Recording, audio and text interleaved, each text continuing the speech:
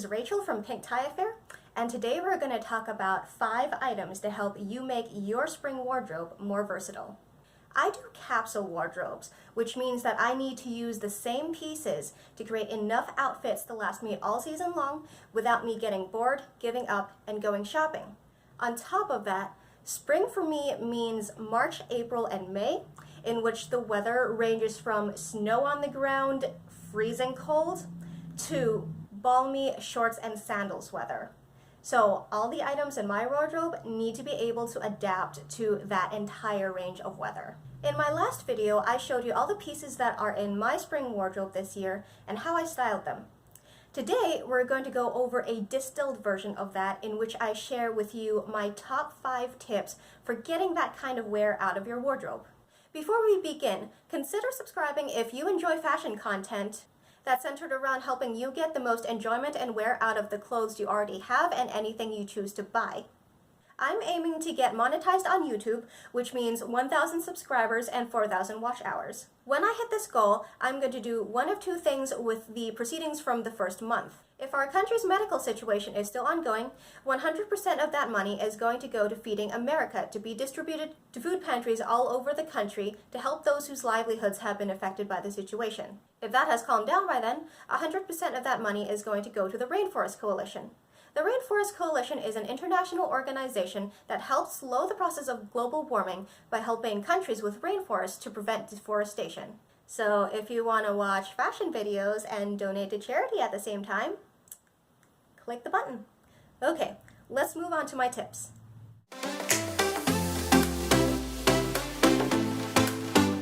First, let's start off with a sweater. The first thing to look for in a sweater is a warm but thin but also breathable material. This is going to help you get that light breezy look which we're looking for spring when we're over those chunky winter sweaters. The exact kind of material you want to look for is going to be different depending on where you live. I live in Wisconsin, which, like I said, can get very cold down into the negative degrees. So I chose a sweater in cashmere. Cashmere is one of the warmest materials out there, while still being incredibly thin. I can wear my sweater out when it's snowing, under my wool coat, and if I walk a little bit quickly, I start to sweat. So for me, that's perfect, but if you live somewhere warmer, you may want to go for wool, which is still very warm, but not quite as warm. But if you live somewhere that doesn't get very cold at all, cotton is a great option. So I want to acknowledge that fabrics like that, like wool and cashmere, can often be quite expensive. The brand that made this sweater, Theory, is actually quite a high-end brand, and if I were to buy this retail, it would probably cost me like $500 maybe, but I found it on eBay for $60. And it's just as good quality, it looks good as new, and if shopping secondhand bothers you, remember that you can always wash the clothes after you get them. It's a great way to save you some money, protect the environment, and get high quality pieces that are great for your wardrobe. The second thing to look for is loose sleeves. This is kind of a pet peeve of mine because I hate the feeling of tight sleeves. It's uncomfortable and it makes my arms feel big.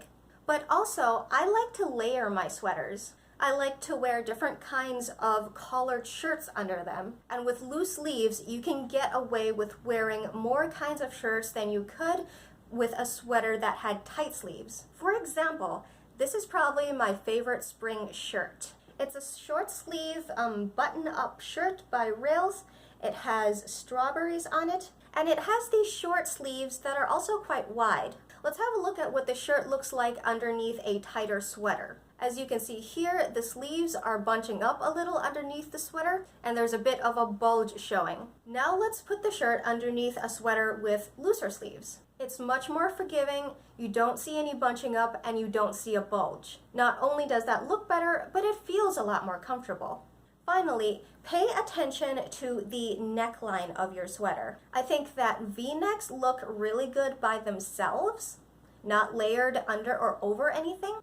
And also when layered over collared shirts. But if you want to layer the sweater under something like a dress, and I'm going to talk about that in a minute, I found that crew necks work best with most other necklines. In fact, I don't think I can think of a single neckline where it would be better to layer a V-neck under. Turtlenecks are also quite good for layering under things, but they're more weather specific, and if you live somewhere that's warm in the first place, you may never want to wear something as warm as a turtleneck. Crew necks and V-necks, on the other hand, don't have this problem. The next thing is not actually one item, but two items. You may have heard people recommend monochrome outfits as a good way to look put together without needing to try too hard. A monochrome outfit is when you wear the same color or very similar colors from head to toe. It's a great way to dress because you look coordinated and put together, but you don't need to worry about different colors clashing. However, monochrome can be kind of hard to pull off on a regular basis if you don't just naturally buy a lot of clothes in the same color, which I don't, or if you're not okay with doing laundry very often, which I'm not. So instead, I opt for an easier version of that.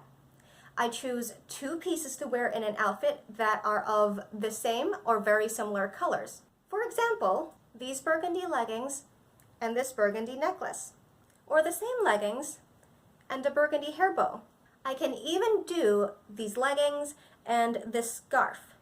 This scarf isn't burgundy all the way, but some of the flowers in the details are. The magic of doing this is that you can basically wear anything else in the rest of your outfit and it's still going to look good, because the first thing that's going to draw the eye are the two pieces that are matching. Let's have a look at an example. This is a cute outfit that is one of my go-tos.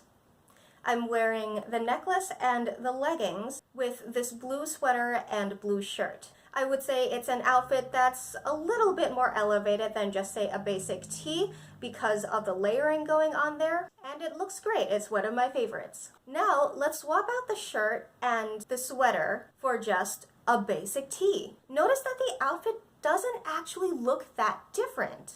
That's because the first thing you notice about it is still those leggings and that necklace. So once you get together one good combo for yourself, as long as everything else isn't excessively terrible so much that it competes with your combo, you're gonna look good.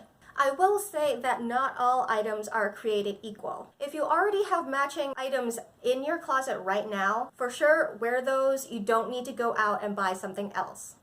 But if you do need to buy something to complete a combo, I recommend getting something that you're not going to need to wash that often or at all, like a bottom or an accessory. Tops look great, but if you're going to need to wash it after every one or two wears, you run into that problem of needing to do laundry again. Seasonless accessories are also a good idea. So for example, the necklace or the hair bow that I just showed you, you're going to be able to wear that in any season. Whereas with this scarf, you probably don't want to do that in summer. Finally, you want to make sure that your items are going to be on your person at all times during the day and are going to show.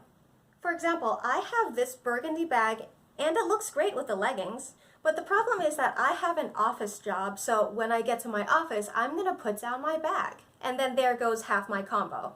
However, if I were gonna be out shopping all day and be holding onto my bag the entire time, I would want to use the bag. So it does depend on what you're gonna do that day.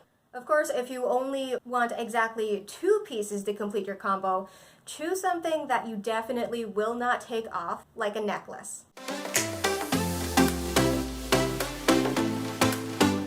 The next item is a pair of practical shoes in the same kind of color depth as the majority of your wardrobe. What I mean is that if your wardrobe is in general light colors, you want a pair of light shoes, and if your wardrobe is in general dark colors, you want a pair of darker shoes. This is because we spend a lot of time walking around. So if you want to wear your nicest outfits in your daily life, you're going to need a pair of shoes that you can do practical things in.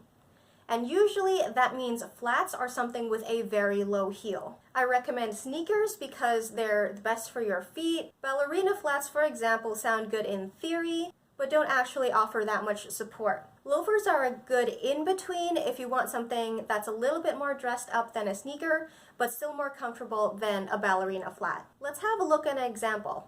Let's say I want to wear this pastel floral dress. I have a pair of black flats, but they don't really look that good with the dress because the black is just so different from the pastels that it weighs the outfit down. However, if I wear a pair of light shoes with the dress, it goes together nicely. For me, my pair of sensible shoes is going to be this pair of sneakers by Adidas. My wardrobe is very light during the spring, so I chose white as the main color of the sneaker. And they also have this mauve detail on the side, on the tongue, and behind. Now, could I have gone for just a plain white pair? Yes, I could totally have done that. And if you want only one pair of shoes for the entire year and not just one season, go for a perfectly white pair. But because these are the sneakers that I wear specifically a lot during the spring, I chose to get a pair that had a little bit of pink in it because pink is a color that is found a lot in the other parts of my wardrobe. And so it goes with the point that I mentioned just before with the color combinations. You have the pink in the shoe and the pink in the rest of the outfit, so the shoes actually add to the outfit instead of just not ruining it. So if you have one color in your wardrobe that you wear a lot, consider getting a pair of shoes with that color in the shoes. The fourth item is a printed scarf. This is one of those situations in which, counterintuitively, you're actually getting more wear out of your item if there are more colors in it as opposed to if it were one color and a neutral. This goes back to my point again about color combinations. I feel like that's probably my most powerful strategy for getting wear out of my closet. The reason you want a printed scarf that has a lot of colors is that it's going to match with a lot of the other pieces in your wardrobe. For example, this scarf is from Kate Spade. I also got it off of eBay. And the colors are mainly, I would say, pink, light blue, and a bit of white. I'm first going to wear it with this pink sweater. Like I said, there are three main colors in this scarf: pink, blue, and white. So the vast majority of the scarf does not match this sweater. However, it still looks coordinated because the pink in the sweater picks up the pink in the scarf. Let's swap that out for a blue sweater. The same thing happens.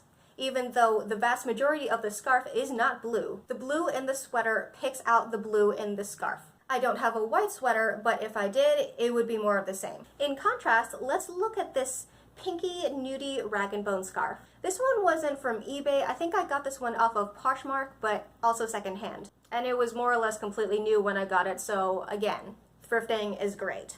This is the sort of item that traditional advice says is the most versatile. It's kind of plain, it's very neutral, and there is a pattern to it, but the pattern is in this white thread, which matches very closely to the pink, so you can't really see it from afar. However, I'd much rather have my colorful Kate Spade scarf than this one, because let's see what happens when I put it with the same two sweaters as before. This is what it looks like with the pink sweater, and I would say it looks fine. Pink on pink is something that I like, but it just doesn't add as much interest as the Kate Spade scarf did, because pink on pink also doesn't make the scarf stand out at all. Now let's put this scarf with the blue sweater. Light pink does go with light blue, so this doesn't look horrible, but there isn't that sense of coordination. Because there isn't any blue in the scarf, it just looks like you added an additional color to your outfit which wasn't there before, and there's no sense of coordinating between items at all.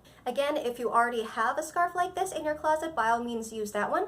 But if you're going to buy something new, I recommend something in a lighter, breezier fabric. This is because we're going to use this scarf for styling rather than just for keeping warm. Like I said, I have an office job, so if I wanted to wear this scarf indoors, it can't make me overheat during the day. That's why I chose one that is cotton and kind of gauzy.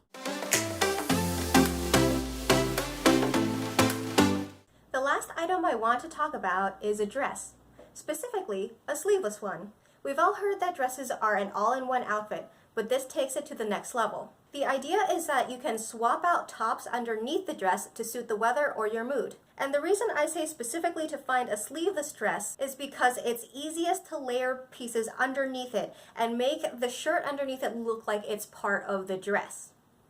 That way, when you swap out different shirts, you actually look like you have many different dresses. Let's have a look at a couple of examples. When it's still very cold outside, I like to wear my pink cashmere sweater under this dress. It keeps me very warm because the cashmere is warm and the dress is also form-fitting, which helps to hold in heat. When the weather warms up a little, I swap the cashmere sweater out for this mock neck one by Tula Rosa. It's mock neck, but the fabric is rather thin and doesn't hold in as much heat, so it's much lighter and cooler. Finally, when the weather gets really warm, I swap out the sweaters for a short sleeve tee. For summer, I like to emphasize the white in the dress rather than the pink, which is why I chose a white tee. Think about how all of those outfits would have looked if the dress had had sleeves.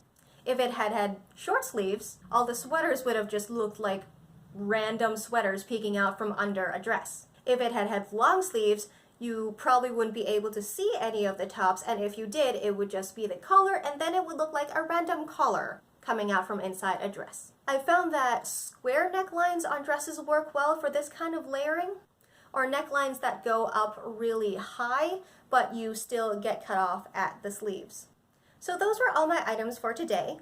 I hope that gave you some new ideas about how to wear things that already exist in your wardrobe, or some focus on what you want to buy if you're planning on purchasing something new.